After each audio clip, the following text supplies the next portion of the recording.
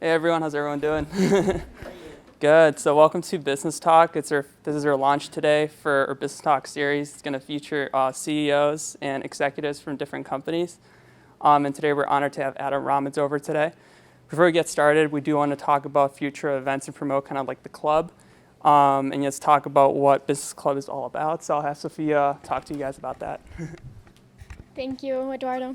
Hi, everyone. My name is Sofia Nava. I'm the Vice President of Communications for the Business Club. So the Business Club is rated the most dynamic club on campus, if you guys didn't know. So you should definitely join because the membership is free as well.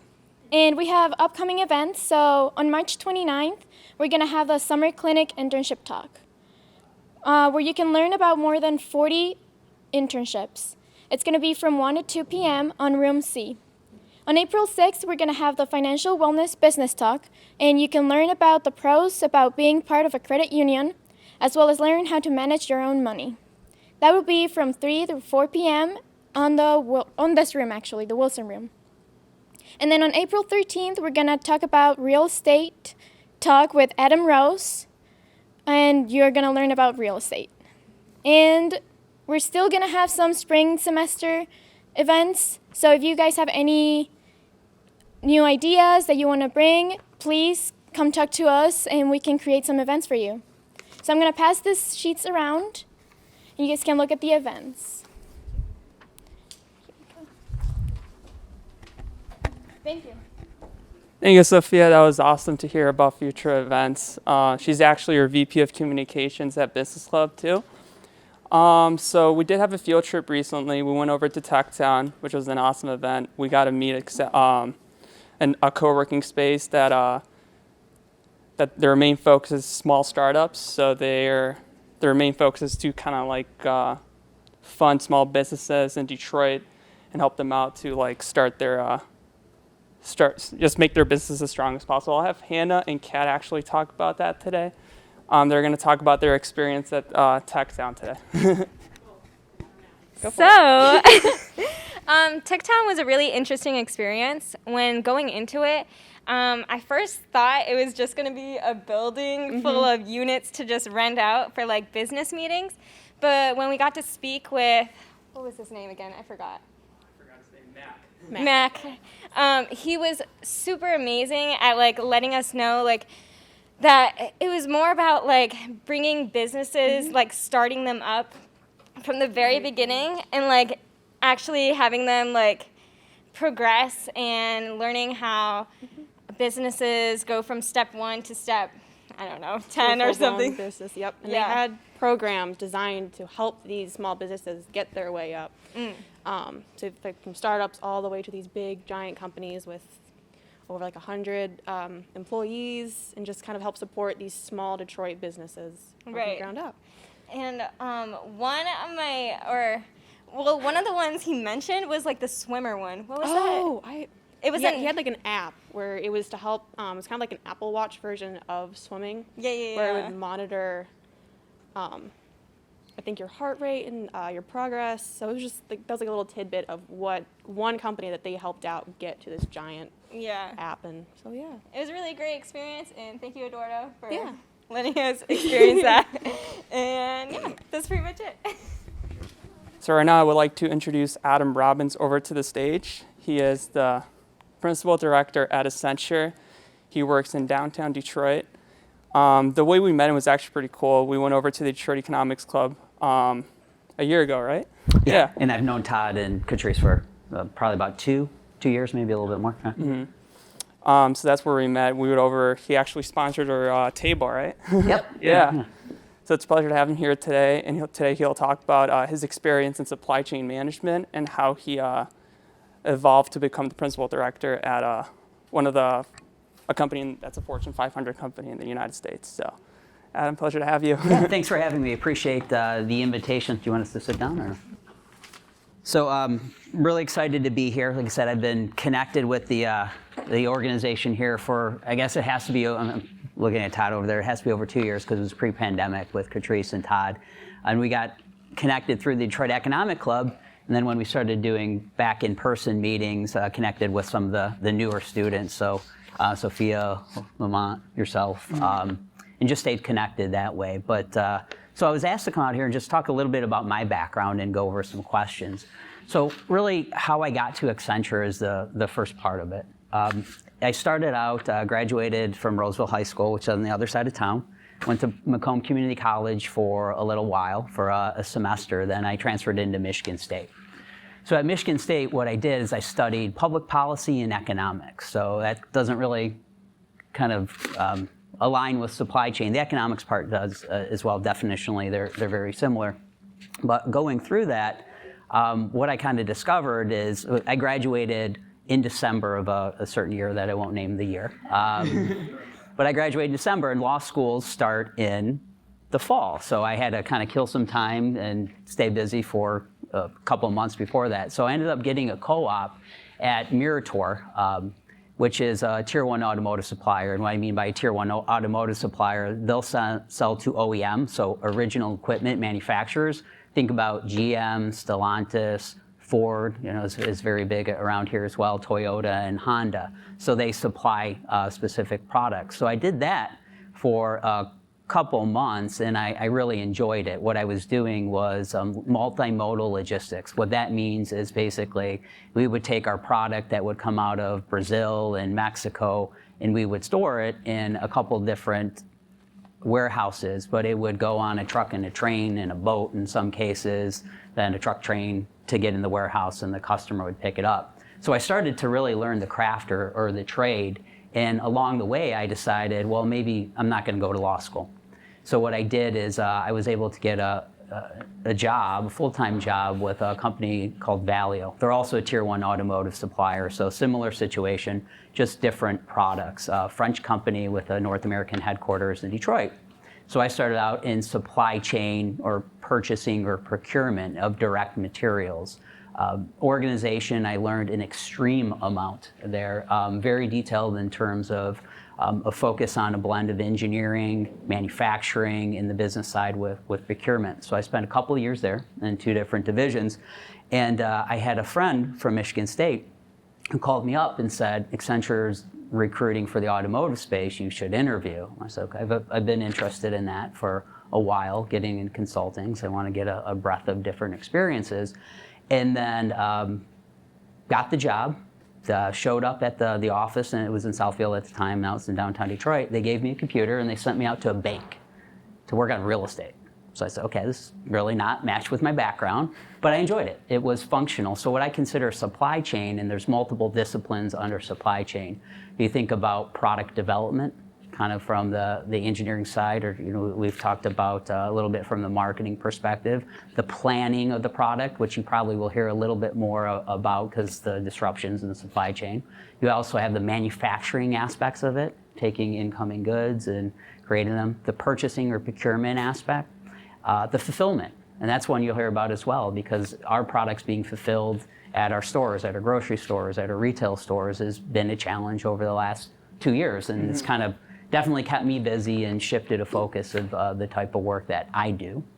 And really just got into doing that at a functional level. So I was able to, and I can get a little bit more detail, hit a lot of different industries. So I was in the banking industry, I've been in oil and gas, I've been in the public sector, I've even helped one of the larger counties procure jail food, which I never thought I would do in my life. So that was a pretty interesting experience. Also high tech, and then have been in some of the industries. I know some of the club members here are currently working at outlets. I've done consulting for their larger organizations, and just a lot of different, a breadth of experience in my functional expertise. So that's really what brought me to Accenture. I've been there over a decade. And it's part of what's kept me at Accenture as well, in consulting. And my colleagues, it's as well. They thrive off of a lot of different experiences in a really condensed period of time. So that's how I got there. Now my role within Accenture, I know he touched on it a little bit.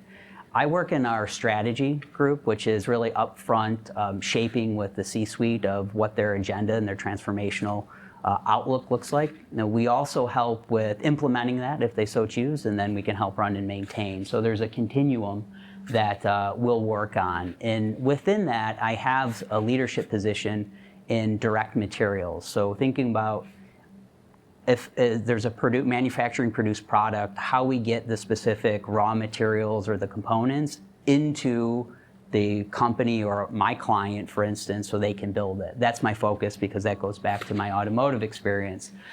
So I lead our practice in North America for the supply chain and sourcing procurement in direct materials. Also my background being automotive and industrial. Think about heavier manufacturing. So I have a leadership position there with Accenture in North America. And I have some colleagues that also sit in a global position. One of them who's going to see the video, who's asked for it as well. So we do that, and we've kind of built up a practice and a client-facing practice where we sell and deliver there. What I also spend a lot of time on as well is a lot of direct materials used to be very cost-focused. That was the goal of many of the clients. It's really, the priority right now is securing supply, or you'll hear supply resiliency is something, and what it means for us as consumers, how do we get our products? What's going on with the supply chain? So I spend a lot of time with risk mitigation with clients, helping them react and respond to challenges they have, and to, especially if they're short of product, to make sure that they can, their time down is mitigated. And then, we've talked about a little bit about technology and digitization of how can you get and structure the future to be a bit more predictive as opposed to reactive. So we work in a digital simulation or digital twin model, which effectively, it's a fancy way of saying using artificial intelligence and machine learning to find where the next pain points are going to be and predict them in the organization, so you can be more proactive as opposed to just reacting to the situation. It will never be 100% perfect. The world's constantly changing. There's one consistency is volatility in the world, but that's where I spend a lot of my time with clients, solving those type of problems across many different industries based off of what the client needed. Your biggest clients? I can't say that because we have to keep that confidential, but I can tell you we work in 40 different industries. So think about an industry being automotive or what we consider industrial, so farming equipment, construction equipment, retail industries, so kind of where you work, where Lamont works, so those would fit in kind of the retail industry. Consumer packaged goods, think about the products we get in the grocery stores from various organizations. There's many different brands that we know the products as. They generally roll up to different companies that are kind of larger entities. Governments, we do a lot of work with banks, financial institutions, insurance. So I work across the continuum. My background and where I spend most of my time is automotive, industrial, and then the high-tech space as well too, whether it is manufacturers of products or communication companies. And then we also do a bit in what we call life sciences. So think about medical devices, testing equipment, things of that nature. So for hospitals then? Yep, Yeah. So we do some of that as well for, they call it payer-provider. A payer would be insurance company, provider would be hospitals or institutions. And there's a lot of work in that space right now because I think even locally we're seeing some mergers or consolidation as well. And there's constantly evolving and changing legislation and stipulations that happen as well. That's great, Adam. Yeah, sorry, Good to I hear. gave you a lot there. So, Just define supply chain management in like a minute or so before I put that video up for you. So the Webster's version, or the classical version that you would hear as well, it's a sequence of processes that really align on the production and distribution of a product or service. What does that mean? So that means there's a group of capabilities or sub-functional areas that really work on, and I hit on a little bit at the beginning, how do you design a product, right? What sort of features are put in the product? And ideally, it's based off of consumer sentiment of what they will really buy as well. How do you plan for it? Meaning, what is the demand of the consumer base, and how do you balance that with actually getting supply of the inputs, the raw materials. How do you manufacture? Do you manufacture yourself? Do you do an outsourcing or a contract manufacturing model? And how do you fulfill? So how do you get your product to the client as well? And there's an element around service because we're moving into more of a, not a service-based economy, but where people aren't necessarily holding on to assets like they used to, is just paying for an outcome of something. But also, if something breaks down, how do you service it? So those are the functional areas or the process areas within supply chain. And then So it's all interconnected in a way. ideally, yeah. So some of the challenges are that there's organizations that could interconnect that better.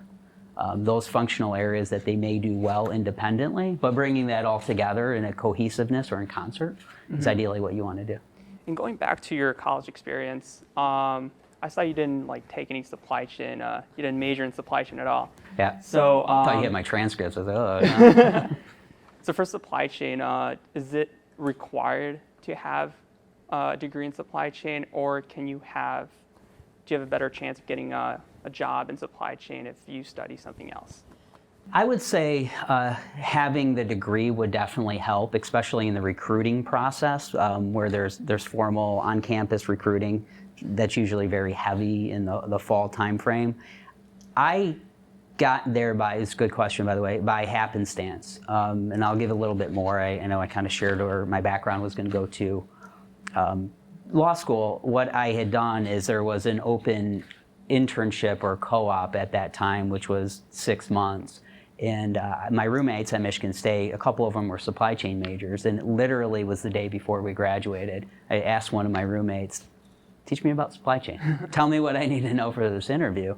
And it all seemed logical to me. It just really, really clicked, where I used a little bit of that information, but I had a conversation. So I got hired over supply chain majors, although I don't recommend that as a course of action, because it was only supposed to be, for me, it was a point in time. You got hired in what again? You said supply chain? Supply chain, yeah. Okay. Yeah, so, but it was just by happenstance that I was looking to fill time, but I really enjoyed the discipline. I enjoyed the work. I enjoyed the intensity of the automotive industry, so that's where I ended up. But to answer your question, I would recommend focusing on a supply chain degree, but also balancing that out with some other discipline as a minor if you're so aggressive enough, double major or something like that. But I think nowadays as well, that core background, but also practical experiences working for organizations in a discipline, make it more attractive to an employer, but I think even more importantly,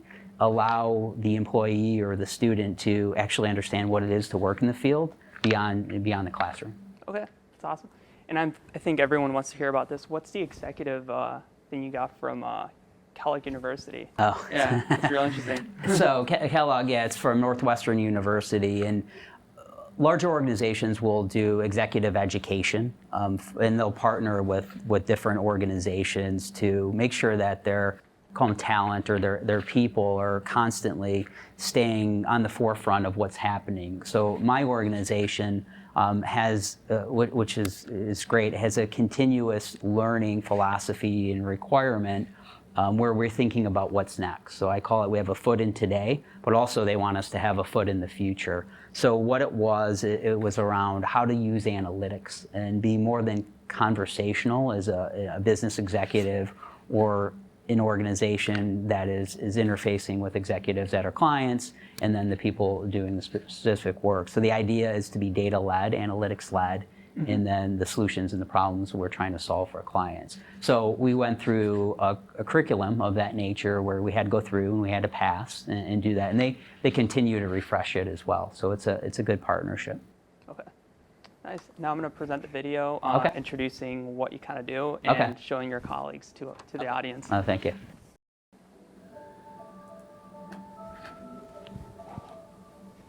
Hi, my name is Jessica Sanchez. I live in Barcelona, Spain. My name is Miguel Ortega and I live in Chicago, Illinois. My name is Jen Feni and I live in Jakarta, Indonesia. My name is Adam Robbins. I live in Detroit, Michigan. My name is Anish Shetty. I live in Bangalore, India. My name is Delano Johnson. I live in Chicago, Illinois. I'm Sunil Sundaram.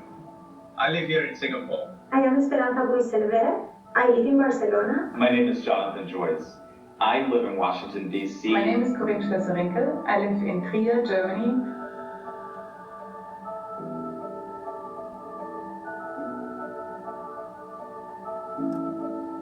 Supply chain ensures that everything we use on a day-to-day basis is delivered to us. I'm a part of one of the biggest supply chain project in my country. And my team basically responsible to improve the client supply chain capability from the planning up to the logistics. We help our clients to transform their procurement and supply chain functions by bringing some of best of Accenture assets, and in a way we create tangible outcomes for their business. 6 years ago, when I joined Accenture, analytics and data science was an emerging topic. Now, we are more than 100 people just in Barcelona focused on analytics and supply chain. Within Accenture, a supply chain is a capability.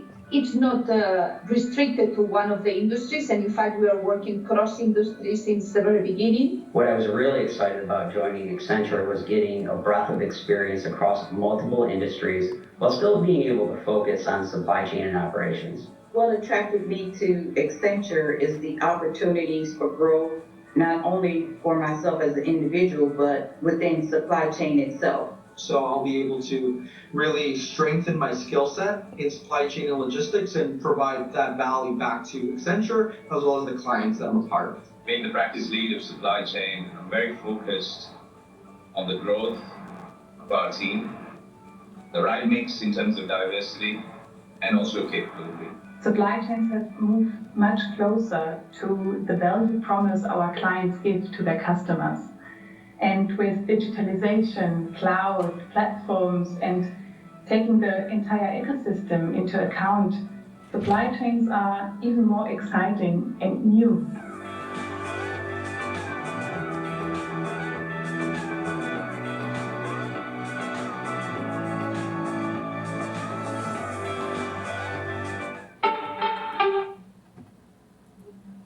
So they captured my face at 2 weird times.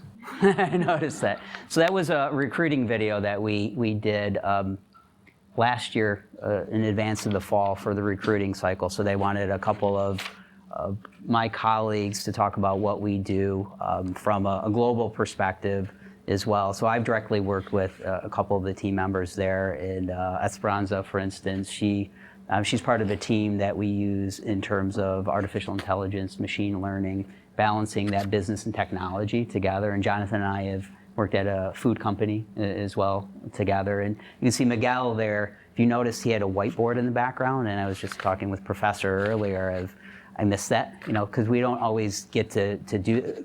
Before the pandemic, we were, as traveling consultants, I was on the road 4-5 days, usually 4 days a week. So I spent a lot of time in airports, being at the client site, and being with our teams, whiteboarding out complex challenges to solve for our clients. And that's very effective doing it that way. And Miguel's still doing it at his home, as a lot of us are as well. So I like that he had that in the video. Question for you, talking about like working from home. How did Accenture adapt to COVID-19 in terms of working from home? I would say, and are you guys heading back in person? So I'll answer in reverse order. I don't know. I would say I'm always optimistic, and I have been for 2 years, that there will be a level of getting in person again with our clients and being on our client site, because I think from a consultant perspective, that's probably the most effective. I have some colleagues that may disagree or likely agree with that. We're back in the offices a bit, but I would say, hopefully we get back on the road a little bit more than we have in the past. In terms of adapting, it was a pretty easy adaptation for Accenture. We are a very large organization, a very technology-focused organization, and you can see from that video, extremely global. So we've always worked in that environment. So it was a pretty quick adaptation for us. It was just more of that environment. We were already doing it to a certain extent. So. Oh, really? So it's already been something that Accenture has been adapting to in the past? It was kind of the reality that we lived in as well. If you weren't on the client side or specifically in the office, you were still connecting with colleagues on a global basis. And the way to do that, not everyone can travel in all the time. We have very good technology tools. that we were already utilizing too. So I think the COVID acted as an accelerant as well for technology adaptation and more of a hybrid environment. And we were kind of there. You know, we were doing a lot more than that, but it was something we were used to. Now, some of our clients were used to being together all the time, so we saw some of that adaptation too. And you know, just as anyone, you know, I even saw it today when I was on some calls. You know, getting people on camera if they're comfortable, things of that nature. So you know, that's an evolution, and having people use collaborative tools for the first time online is always interesting to see. I still struggle with them a little bit sometimes, but yeah.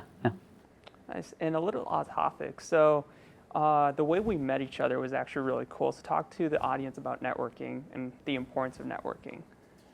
The fact that we met at the Detroit Economics Club is, I think it's really interesting. Yeah, I think you know you hit it right on the head. That's how you get out and you get to know people and understand their different experiences. So the Detroit Economic Club, the business club here they're at every event that I'm at. So I'm always impressed with the level of participation, the students as well. You know, obviously I know several of them by name, and the willingness to. I mean, some of the networking you've done has been with CEOs. You know, prior to some of you being students here, governors. There's a lot of higher profile individuals that come through that, but it's being comfortable just going up and talking to someone, saying hi, having conversation, then continuing that relationship. I think that's very helpful in order to put yourself in a position and with an organization or a type of work that you want to do. But also when you are within an organization, I do give advice all the time because consulting is very entrepreneurial.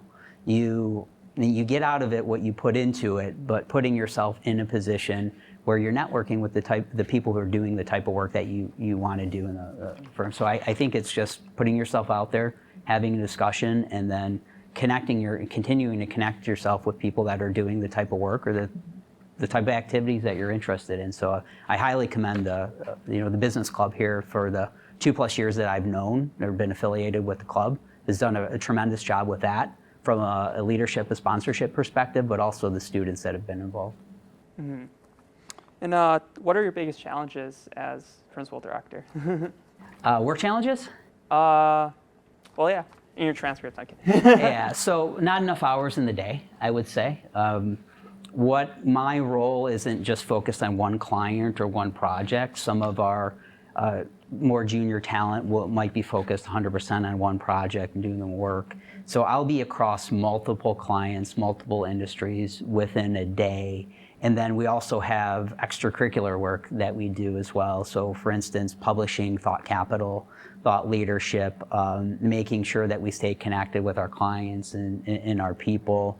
And then just within consulting, as I mentioned, it's entrepreneurial, just building firm assets up. Creating collateral that resonates in the market and with clients. So there's always something to do. I have not been bored in the 10+ years that I've been there. So, the biggest challenge is just more time, but what it does is it makes you prioritize what you work on as well. Mm-hmm. And talking about for what's going on in the world right now with Ukraine, what's something that you've noticed with the supply chain? Has the supply chain been affected with the crisis in Ukraine right now? Yeah, I think it depends on industry and it depends on where. So in terms of some of the biggest exports with Ukraine and Russia are the agricultural commodities.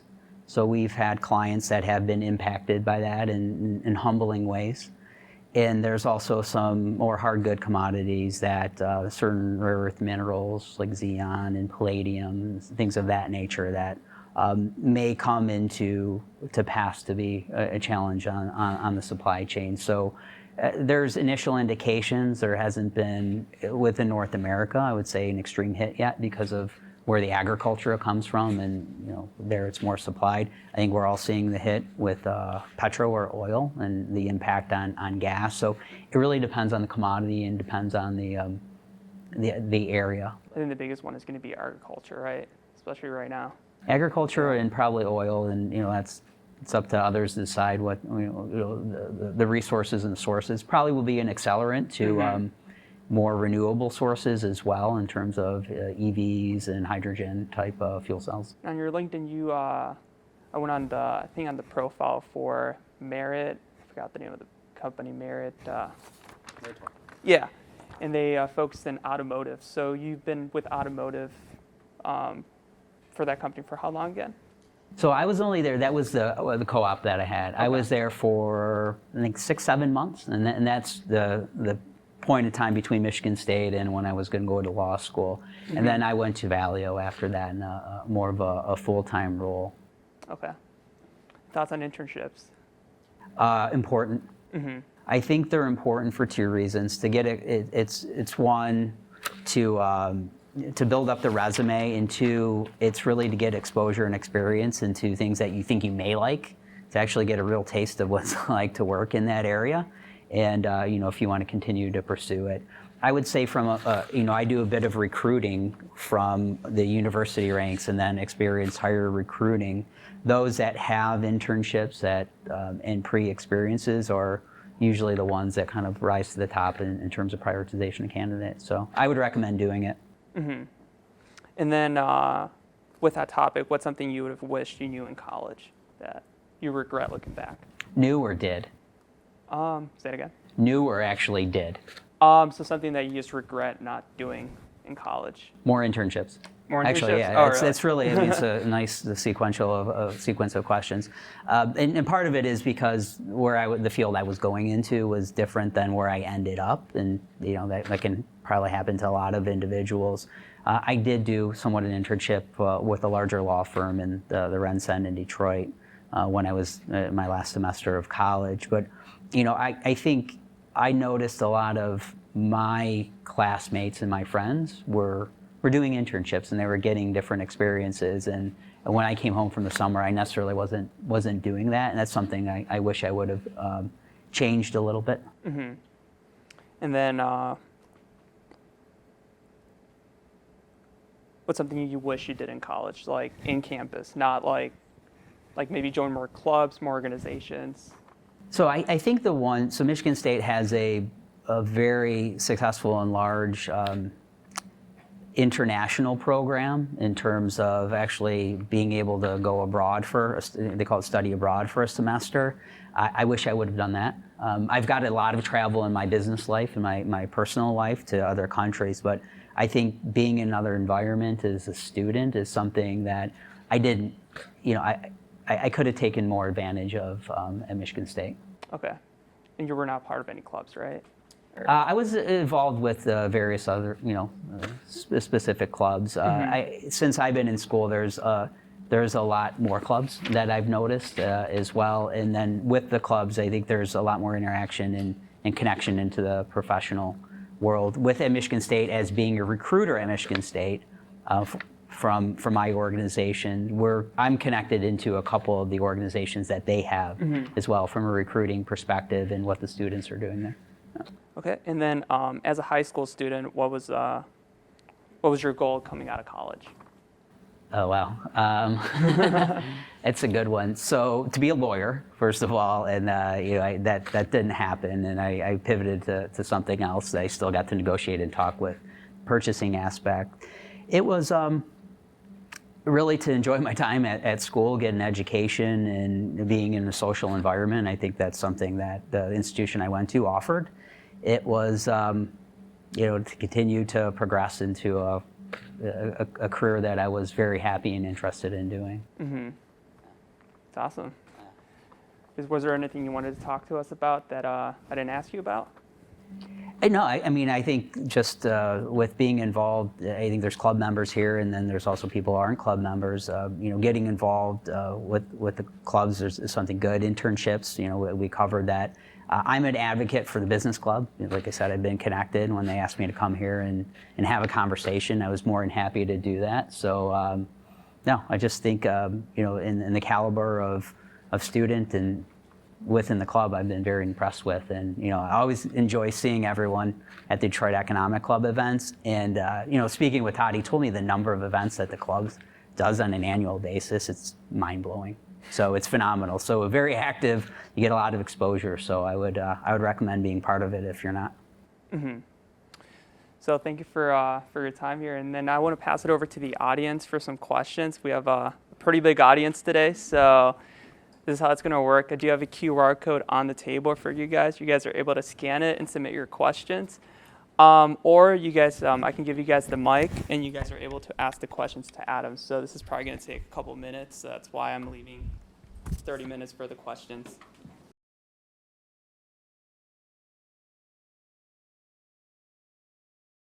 My name is Angia Smith. As you can see, I'm an older student. How do you balance personal and business life? Because you sound very busy.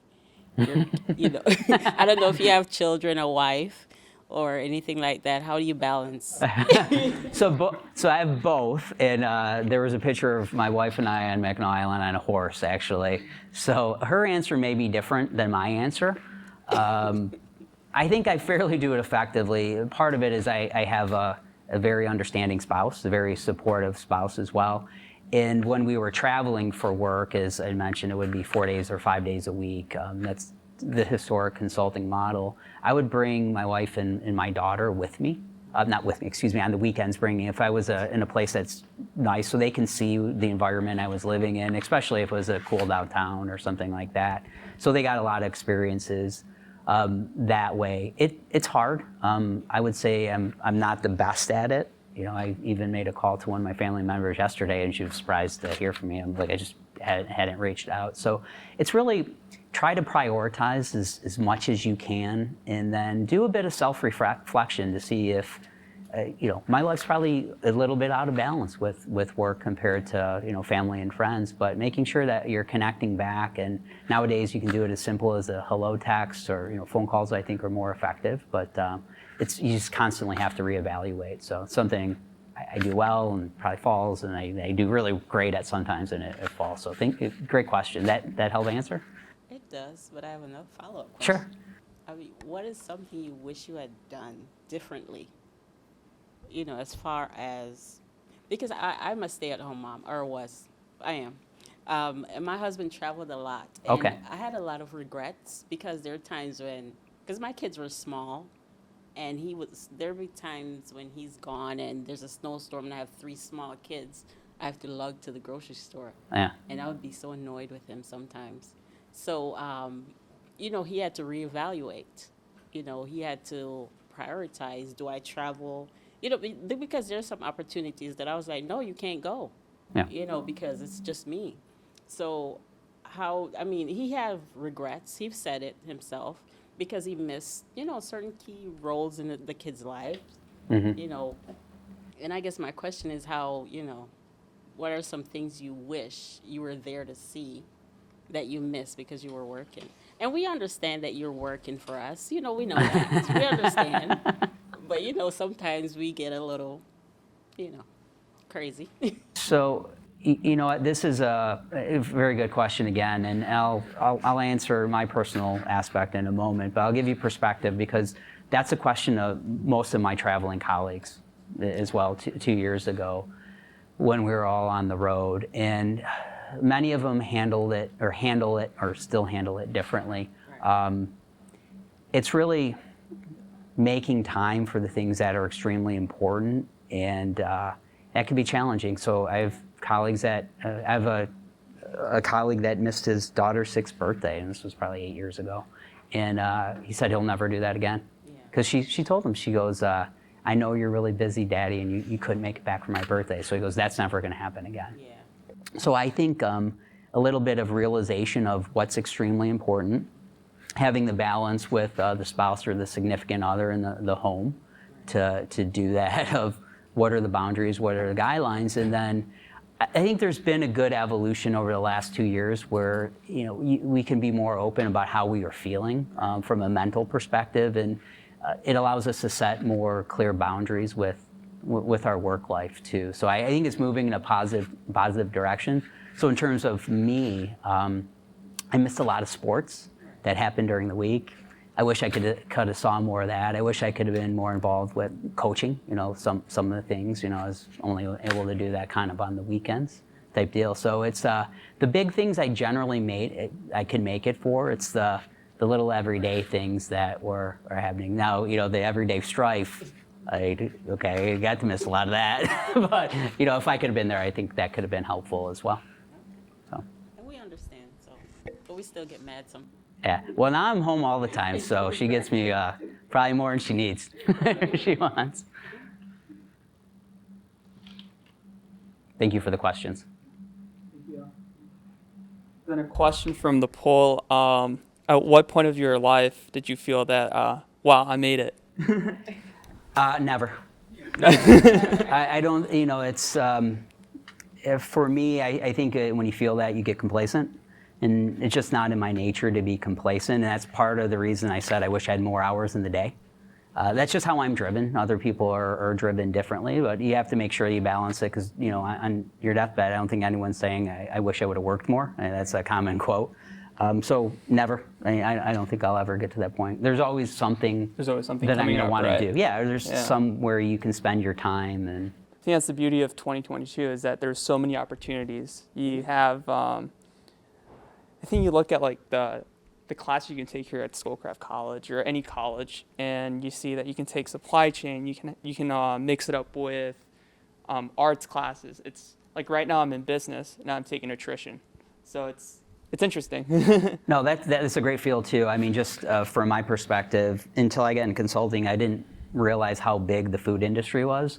From the brands that we see, but also the suppliers that provide them are very large organizations, and it gives you a pretty good perspective. So I kind of wish, if I went back, I would have went into agroeconomics. I think that would be, at least have a little bit more of a background. Agroeconomics? Yeah. Tell us about that. So it would be basically studying the economics, the supply, the production, the consumption of agricultural commodities, corn, wheat, right, how it's produced and things of that nature, because there's an abundance of it. It's how we all stay fed. And then the university I went to started as an agricultural school, and just something I became curious through consulting about and helping clients solve problems. I wish I probably had some more of an academic base in it. It's completely interesting. And economics is, to me, it's a hobby. I made it an academic minor, major, I guess, however you want to look at it, but it's something that I spurred on when I got my master's in business, my MBA. I went into finance to blend the two of looking at the theory behind how economies and markets move, combined to how do you account for it, how do you make various decisions, investment decisions, dividend decisions, and where to allocate your capital. That helped me a lot, the MBA in my work world as well. No, sorry, I think I took us off topic.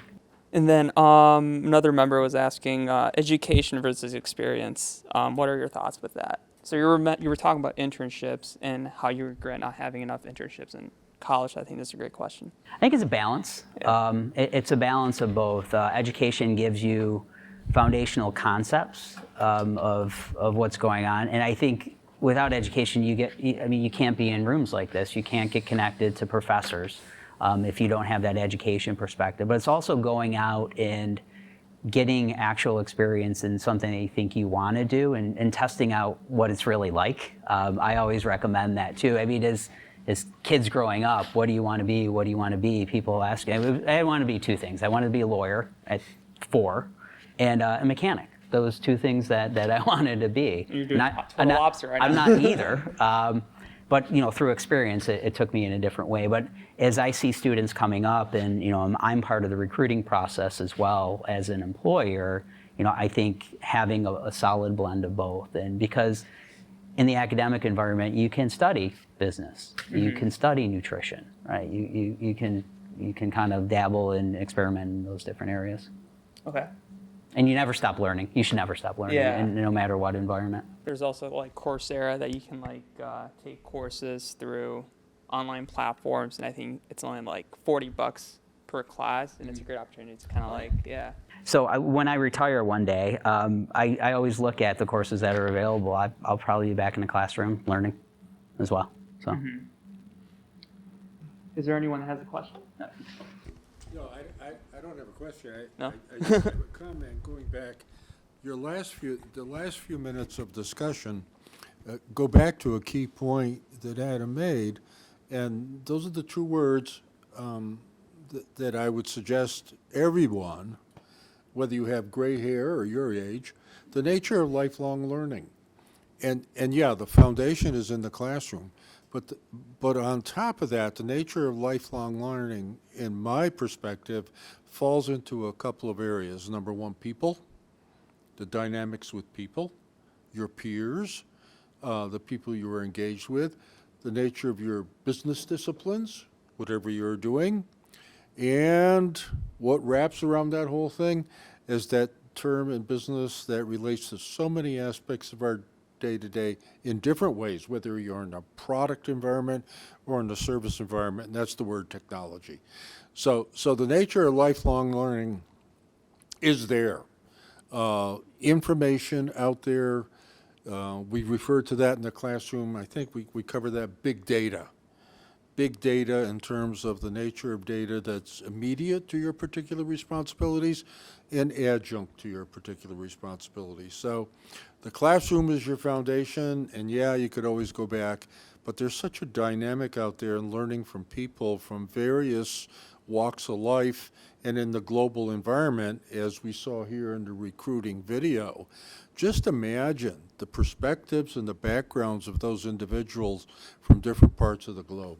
Talk about lifelong learning in terms of being engaged with them, exchanging experiences, and the nature of understanding individuals too in what has become a very complex social, cultural environment for everybody.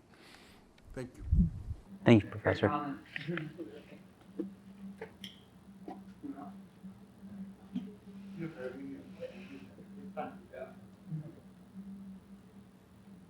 So it's kind of a comment you kind of went over a little bit, but I kind of want to skew it a different way. If you could go back to your younger self with like the knowledge you know now, would you have changed like anything you've done or any path you've went on? It's hard to say. I'm happy with where I am from a personal and professional perspective. One of the reasons I'm in consulting is because I can get a variety of different experience across different industries. As Professor is mentioning, I was on the phone today over 3 continents just even before we got here. I'm constantly learning and connecting with people. So I think my answer would be different if I didn't go into the consulting profession. I probably want to learn a little bit more about small motor repair, that mechanic nature and maybe the legal thing. But I like where I went because it allows me a breadth of experiences. Now, if I was really solely focused in one area, I think my answer would be different, though. Okay. And going off what you said about the mechanics thing, because I'm into cars and I always like to ask this kind of question, but do you have any type of, lack of a better words, like guilty pleasure? Like, are you into cars? Are you into watches? Is there anything like, it's kind of an off-topic one, but I was always curious about what people say, especially since you said you're into like mechanics and stuff. I didn't know if you were into cars or anything. Yeah, I wouldn't call it a guilty pleasure, but I think making some balance as we get back to it's being active outside of the office, because the office right now it's really in the house a lot of times, and it's doing activities with my wife, getting into different sporting activities, walking, hiking. We got into a lot of camping during COVID. So not a guilty pleasure, but something that I'm guilty of not doing enough, of being outside in activities of that nature. But I'm a big sports fan too, so had the laptop out last night working and watching the NCAA tournament, so I'll do that again tonight. My team going out, but I'm still a fan. Good question, thank you. Hi, Adam. Hey, how are you? Pick a number, because I have many questions. You want between what numbers? No, it's okay. I'll just ask. So, when you were in university, was there ever a class that you thought it was absolutely useless, like a waste of time, but has actually proven to be beneficial to your career? Well, back in university, I probably thought several of them were that you had to take. Looking back, though, so I'm going to answer in a more generic fashion. I would say the curriculum that was put together, even the core requirements, had given me a bit of balance that I probably didn't have. I would say the one class that I didn't think would be as beneficial is I took a meteorology class in my senior year. You kind of had to fill it up, and I became really good at Jeopardy. because of that. I knew a lot of facts, and it was a lower level class, but the professor, nice to meet you, he made it, you had to pay attention, so yeah. So I answered in a different way, but generically. Thank you so much. And then my other question, this is, what is the biggest challenge that Accenture is facing right now? Well, we work across a multitude of industries, so it could be industry dependent.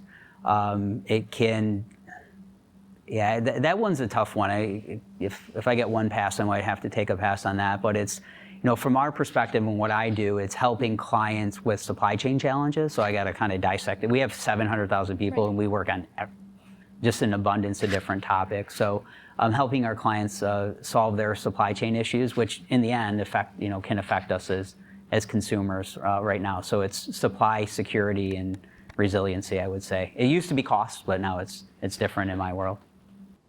And well, now you mentioned that you have to solve problems, and that's basically your job. So my question is, were you any good at solving jigsaw puzzles when you were young? So I didn't get into jigsaw puzzles or crossword puzzles. I think genetically I'm probably okay at them because I have some relatives that are really sharp at that. I was pretty good at Jeopardy, just memory retention and being able to share it back. So that's, and really, I'm not an engineer, but I think with an engineering mindset in terms of taking complex situations and dissecting them into really digestible and understandable pieces to then solve. So I have kind of a logic-based problem-solving methodology that is kind of ingrained in me. Thank you. I have one more question.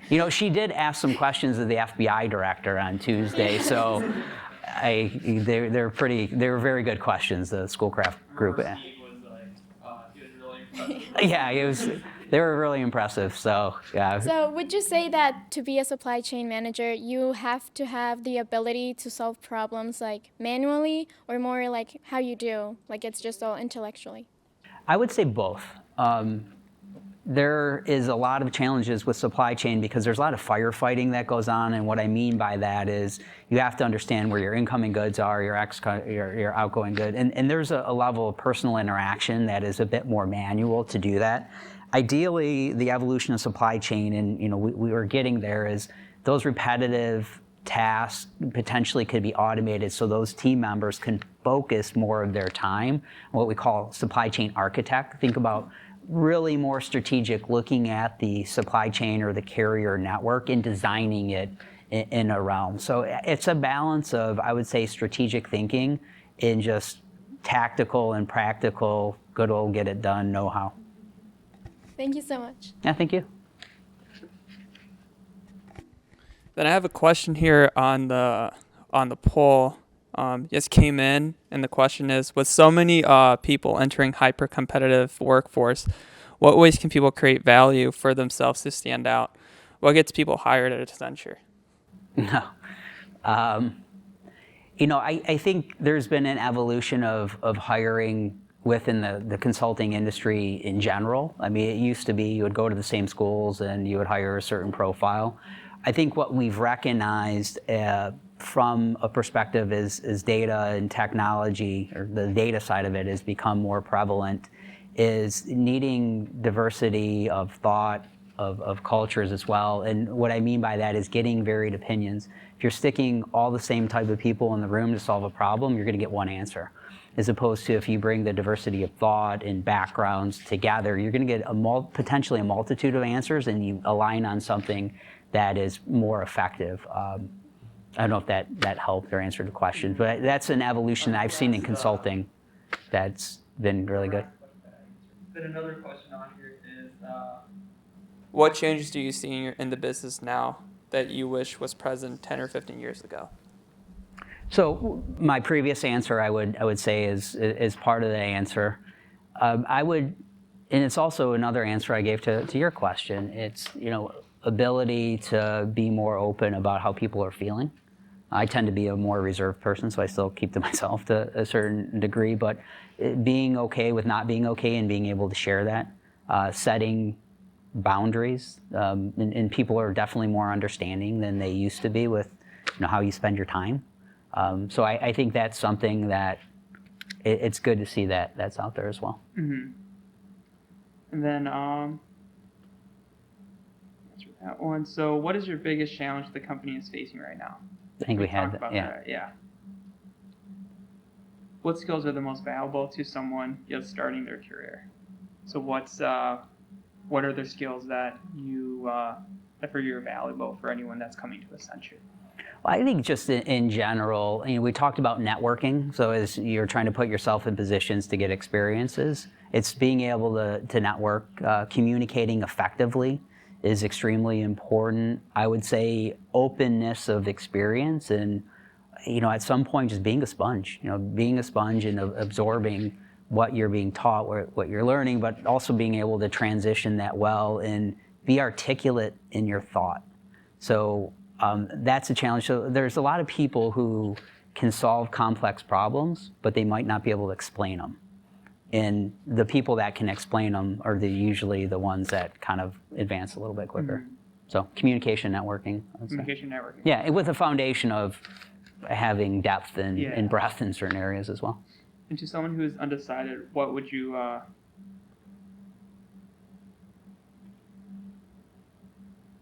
so for someone who doesn't know what they want to go into, what's a tip you would give them in college?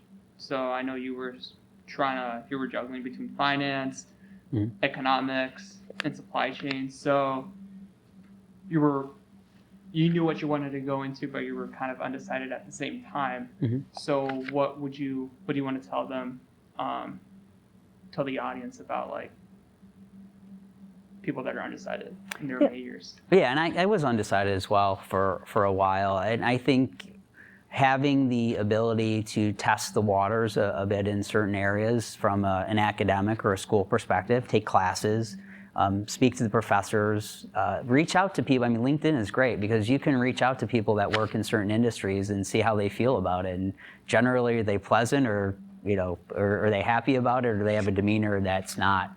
And I think it's also test the waters with internships and trying to get involved certain ways. So it's a way of experimenting academically and then professionally, and you can kind of augment that with find out on LinkedIn where people work, and reach out and say you're a student, you're interested in talking about the area that they work in, and you can ask them about their work, their work-life balance, if they're so willing to do it. You'll generally find people that are willing to share. Mm-hmm. Were you part of the business development meeting with for the Detroit Economics Club that I did today? It was like a month ago.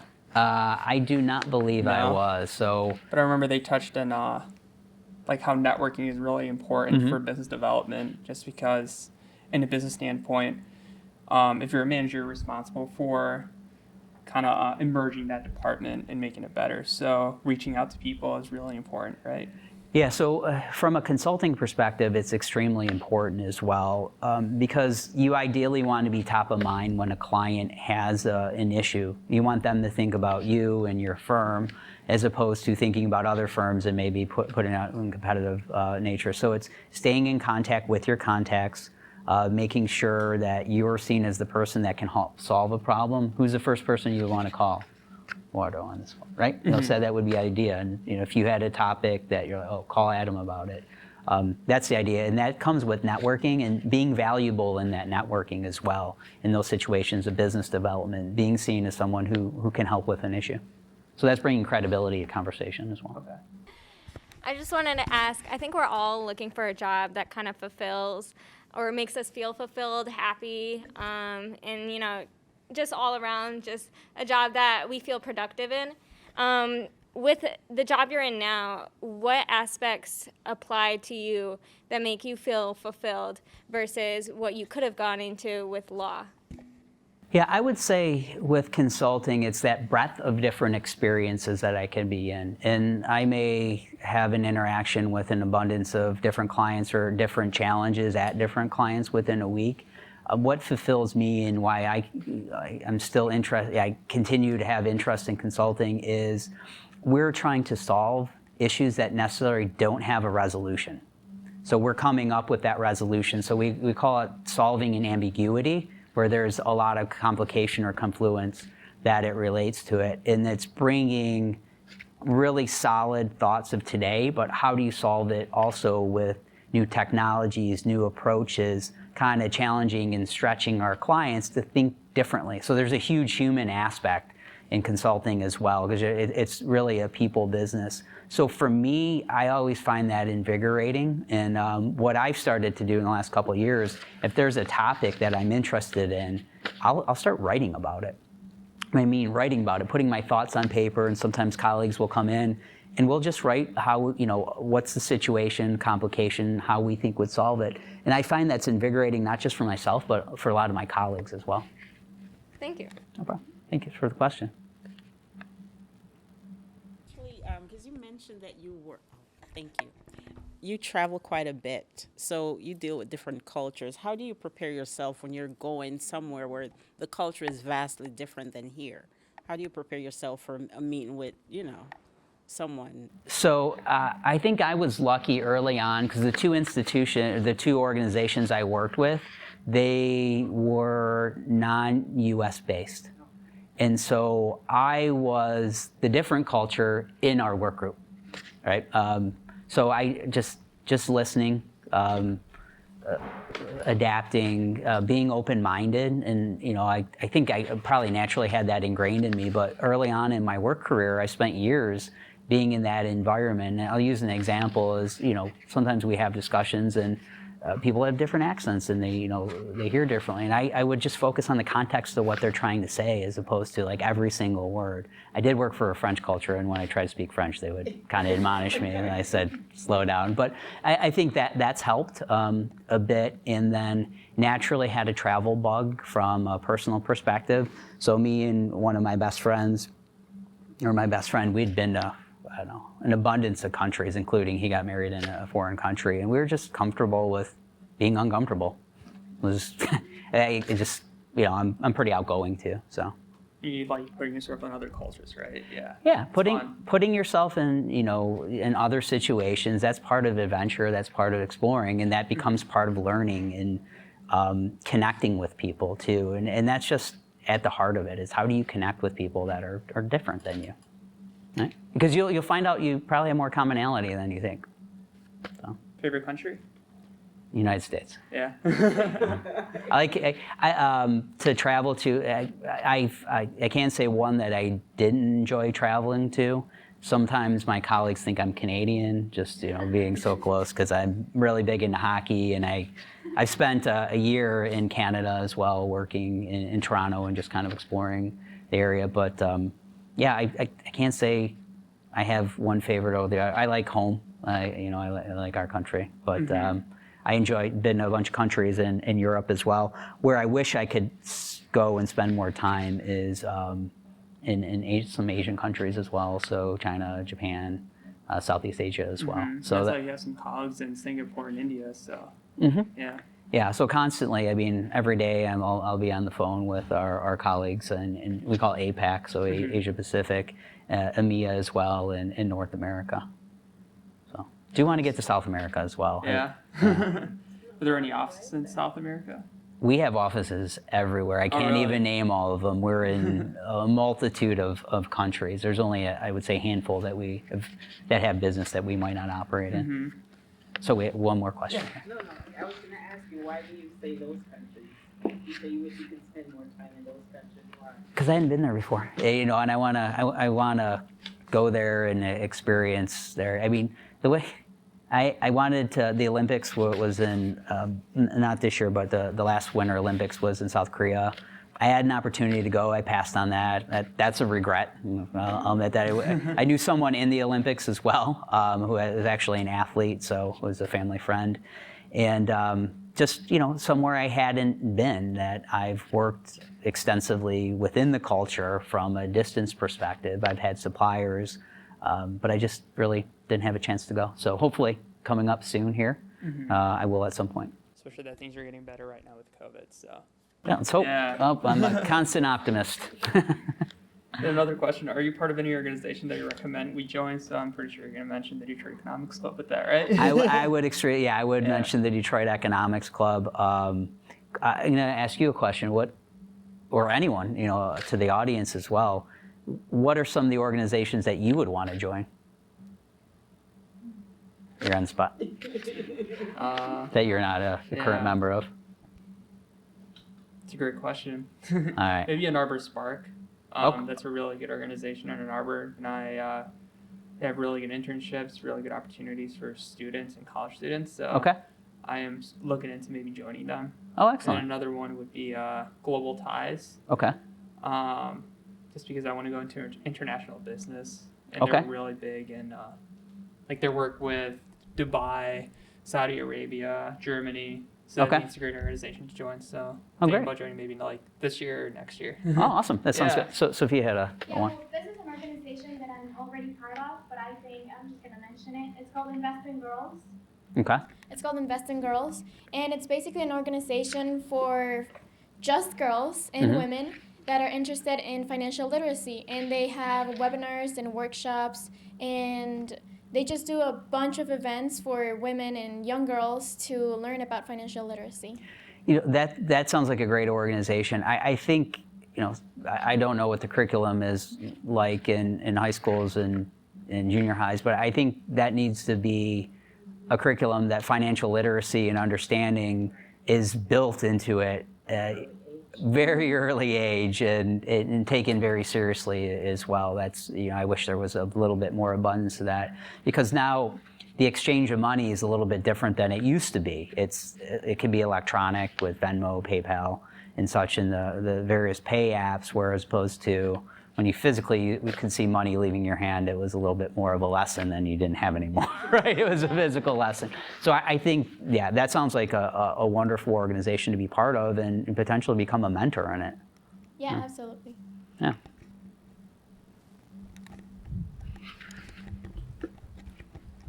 Then thoughts on DECA? Yeah, I'm not gonna comment that. Yeah, that's my second pass. What is a business skill that you continue to be challenged by in the business world? For me? Yeah. Oh, so I have to admit some faults on TV. If you don't want to answer it, you're totally fine. I would say, you know, it's the constant evolution of technology. My background not being a technologist, but as we talked about the Northwestern certificate, so from the Kellogg School of Business, it's just continually learning there, because that's not my foundational, my academic background, but in a way where I can apply it to business concepts. So continue, you know, this professor was saying, continued education and lifelong learning. So yeah, they'll just keep on doing that. And then small engine repair when I retire as well. Does anyone else has a question? Yeah, I had a question. How important do you think it is for students to learn another language, or for people in the business world, especially in supply chain, to be bilingual or multilingual? I think it's extremely important.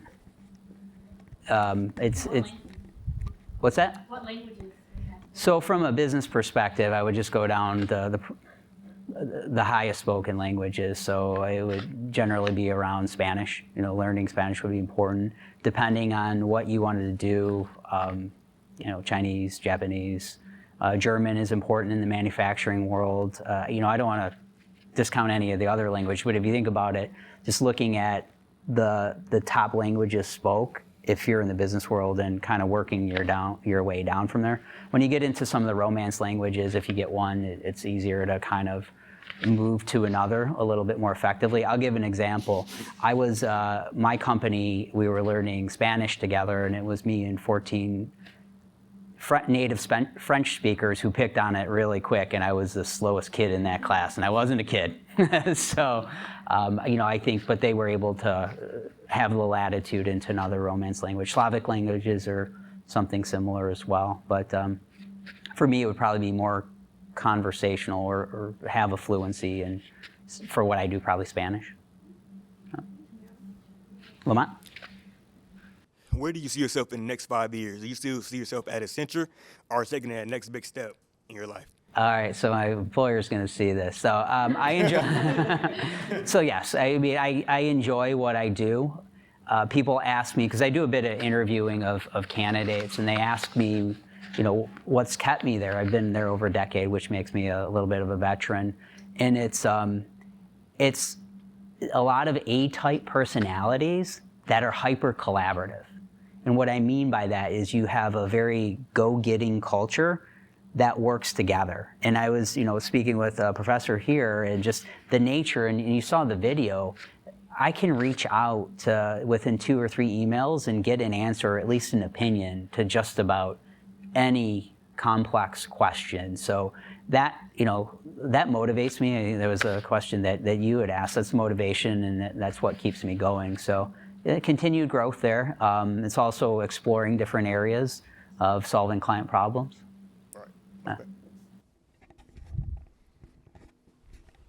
So before we wrap it up, I just want to make sure I got everyone's questions. Anyone else? Yep.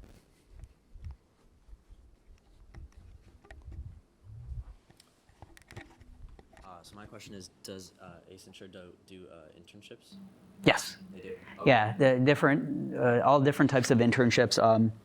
I work in recruiting I do recruiting in certain areas, but we have internships. Primarily they're at the university or MBA levels, but we're starting to open a little bit more from an office perspective in terms of different types of internships. Usually when that happens, the recruiting cycle, a lot is in the fall for that. Okay.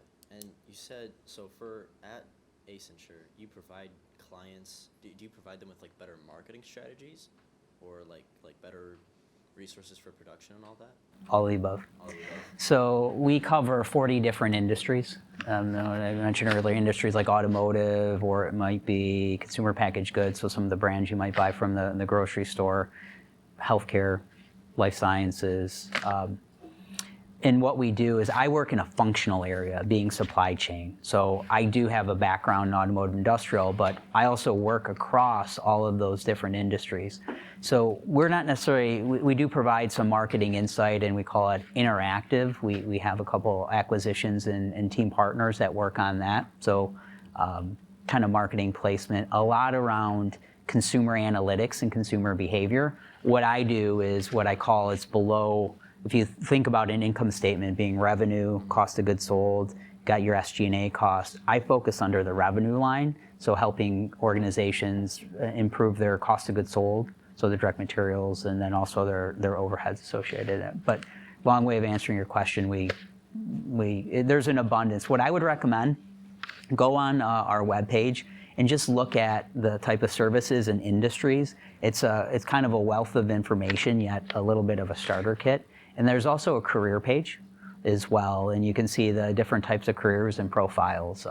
I'd recommend doing that with any organization that you're interested in, because I would say organizations are getting better at marketing what they do to prospective talent and hires. Okay. Would you say that it's more like you focus on the smaller micro economics of it, or the macro, like the larger scale trends that you try to implement into however you can help that client? Both. So from my perspective, I'll distill it down to supply chain perspective. So the macro trends or the macroeconomic factors are going to hit certain markets, and that's going to be the microeconomic perspective of that. So we have to understand market intelligence, the insights, what's happened, have a somewhat of a horizon or a view of what's going to happen that's more proactive, and then this connecting it to what our client is doing depending on the industry and the potential impacts they may have. So it's really setting them up for the future to be a bit more proactive to the disruption that may be coming. Okay. Do you work with more companies that are just starting off, or are they more already well established and they just want to make more revenue, or they want to expand international and make more revenue, or do you save a lot of companies that are about to go under and they're like, oh, we need help, and they go to you guys? What more do you see? What's great about my organization is I can say yes. Yeah. So all of that. So I would say we're involved in all that. A lot of our work is done with companies that are fairly established. So what we consider Fortune 100, Fortune 500, then we have the term, it's not our term, but Global 2000 as well. So some of the larger companies, we will get involved, and I do have some clients that are more of a startup type organization, and they're always enjoyable to work with in terms of helping them grow their business. Okay. And my last question is, how competitive was it for you to get to your position? It's extremely competitive. So I was a referral in from a friend from Michigan State that she was in the workforce in what we call industry, just like I was, and she spent a couple years at Accenture, and she referred me in. So that's always helpful, and that goes back to networking and communications of what we do as an organization, and most do. Some of the best talent that come into organizations are referred in. So if you think about it, if I refer someone in, I'm using the term vouching, that they would be a good employee or a good team member in the organization. It's in consulting, there's a balance of what they call meritocracy, which means how are you comparing against your peers, and kind of determines what your upward elevation and your opportunities are. Yep. Good question. Let's give a round of applause to Adam Robbins. Thanks for being here. Thank you for having me. Yeah. Appreciate it. Thank you. you. Thank you.